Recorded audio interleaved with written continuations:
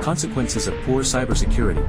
Data breaches. A lack of proper security can lead to data breaches, where sensitive personal information is exposed. This could include your social security number, health records, or private emails. Malware and ransomware. Without robust cybersecurity, malicious software like viruses or ransomware could be installed on your devices, locking you out of your files or stealing sensitive data. In some cases, attackers demand a ransom to release your information.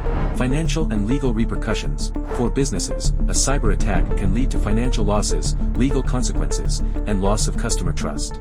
Many companies face lawsuits for failing to protect customer data adequately.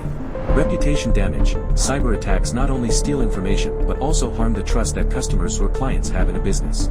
A company that suffers a data breach may lose customers and see its reputation suffer.